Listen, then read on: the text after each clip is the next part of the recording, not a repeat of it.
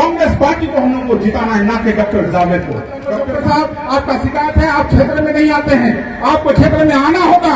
और मैं आप डॉक्टर साहब, मैं आपके हवाले से मैं वचन देता हूं कि डॉक्टर साहब आएंगे और आपका काम करेंगे। इसीलिए आपको वोट इधर उधर नहीं जाना है, इधर उधर जाएंगे तो बीजेपी जीत जाएंगे। प्रदेश के प्रदेश अध्यक्ष अखिलेश जी भी साथ में आए हैं, हमारे बिहार के प्रभारी मोहन प्रकाश जी भी हैं, हमारे नासिर हुसैन साहब भी हैं और बिहार के दिग्गज सम्मानित कांग्रेस के सम्मानित लोग भी यहाँ मौजूद हैं और हमारे जो प्रत्याशी हैं डॉक्टर जावेद साहब भी मौजूद हैं। मैं ज्यादा आपसे समय नहीं लूंगा, सिर्फ इतना कहने के लिए आया हूँ, देश का हालात आप समझ रहे हैं, हमको समझाने का जरूरत नहीं है। आज 3 पार्टियां आज खुल करके मैदान में है, जिसको हम लोग देखते हैं कि टक्कर दे सकता है, लेकिन आपको फैसला करना होगा कि देश कहां जा रहा है। आपको देश बचाना है, ये नहीं कि किशनगंज को देख करके आपको वोट देना है, फलना कैंडिडेट अच्छा है तो फलना कैंडिडेट अच्छा है, वो चीज नहीं देखना है।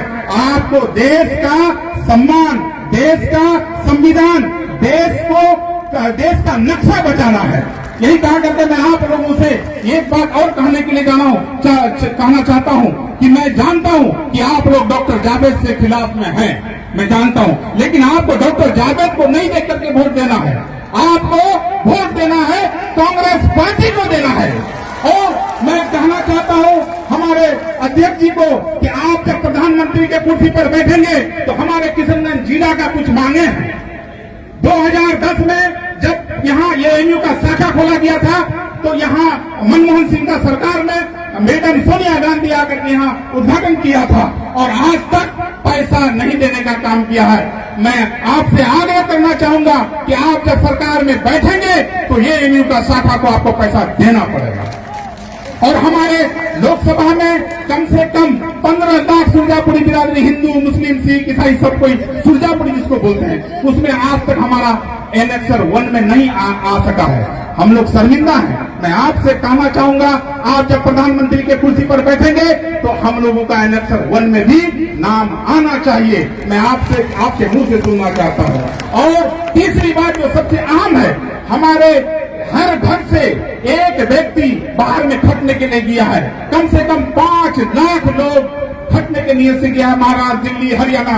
मैं चाहता हूं कि आपका जब सरकार हो तो हमारा किशनगंज में कोई भी उद्योग खुला जाए ताकि हमारे लोग माँ बहन को, बीवी को छोड़ करके जो दिल्ली में रहता है, मद्रास में रहता है, हरियाणा में रहता है, वहां से छुटकारा मिले, मियाँ बीवी एक साथ रहने का मौका मिले। मैं चाहूंगा कि उद्योग यहाँ खोला जाए। यही कहा करके मैं आप लोगों से आग्रह करना चाहता हूँ। टिकट के दावेदार मैं भी था, निर्दलीय आपने मुझे जिताने का काम किया था, उसके बाद 3 टर्म यानी 4थी बार आपने मुझे एमएलए बनाने का काम किया और मैंने भी टिकट मांगने के लिए गया था। लेकिन जब वहां गए तो वहां कहा, जो लोग थे हमारे जो मानने वाले थे, उन लोगों का कहना था, खास करके खड़गे जी कहा कि देखो कांग्रेस में जो सेटिंग एमपी रहता है उसका टिकट नहीं कटता है। लेकिन हालात यहाँ का मालूम था, फिर भी कांग्रेस का नियम है कि टिकट जिसका सेटिंग रहता है उसका टिकट नहीं कटता है। मैं आपसे आग्रह करता हूं कि आपको डॉक्टर जावेद को नहीं देखना है, आपको देश को बचाना है, संविधान को बचाना है। आप एक बार हाथ उठा करके कहिए कि कांग्रेस को वोट देंगे। आप हाथ उठा करके कहिए, मैं आप लोगों को मैं ये वचन लेता हूं और आप लोग गद्दारी नहीं करेंगे।